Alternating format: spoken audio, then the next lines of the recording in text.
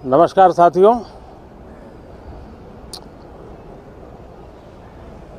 2023 का वर्ष आज बजट सत्र का प्रारंभ हो रहा है और प्रारंभ में ही अर्थ जगत के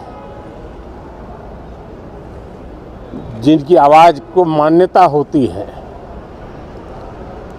वैसी आवाज़ चारों तरफ से सकारात्मक संदेश लेकर के आ रही है। आशा की किरण लेकर आ रही है, उमंग का आगाज लेकर के आ रही है। आज एक महत्वपूर्ण अवसर है।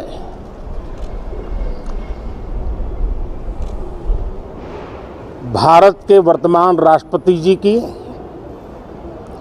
आज पहली ही संयुक्त सदन को वो संबोधित करने जा रही है।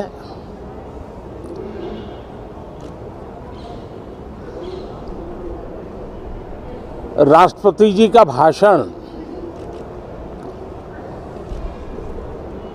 भारत के संविधान का गौरव है, भारत की संसदीय प्रणाली का गौरव है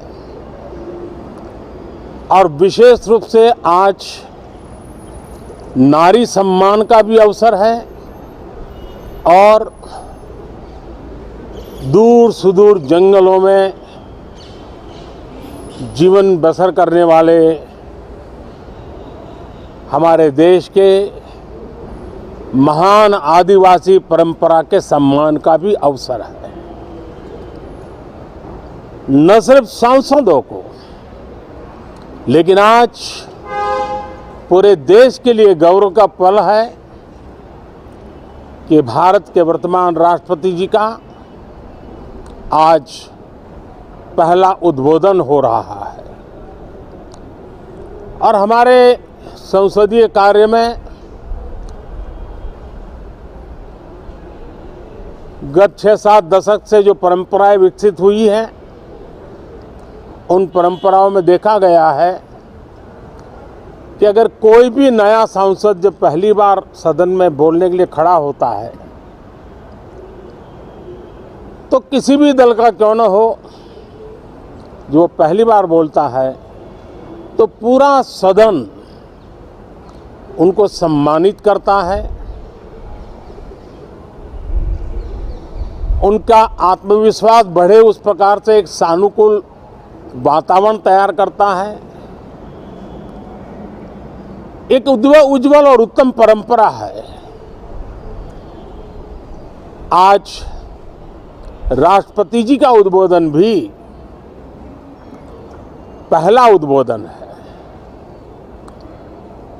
सभी सांसदों की तरफ से उमंग, उत्साह और ऊर्जा से भरा हुआ आज का ये पल हो,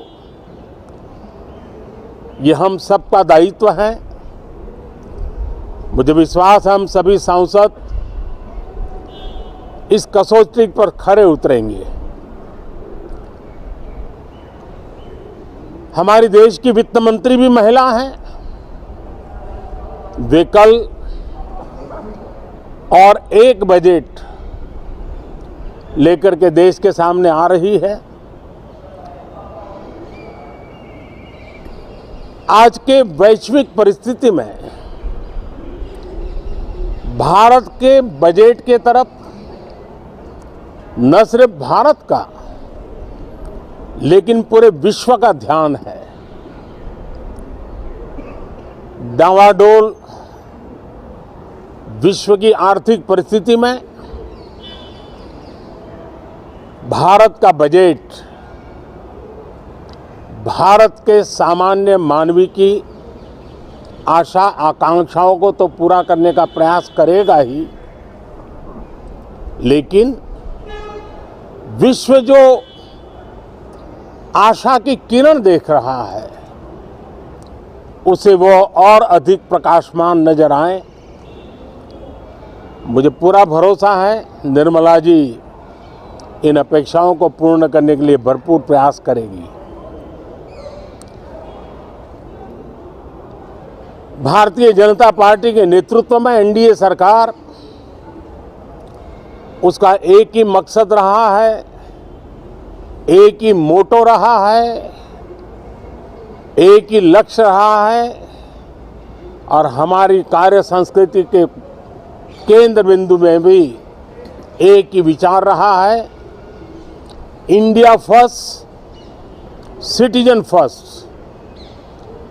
सबसे पहले देश, सबसे पहले देशवासी, उसी भावना को आगे बढ़ाते हुए ये बजट सत्र में भी तकरार भी रहेगी, लेकिन तकरीर भी तो होनी चाहिए। और मुझे विश्वास है कि हमारे विपक्ष के सभी साथी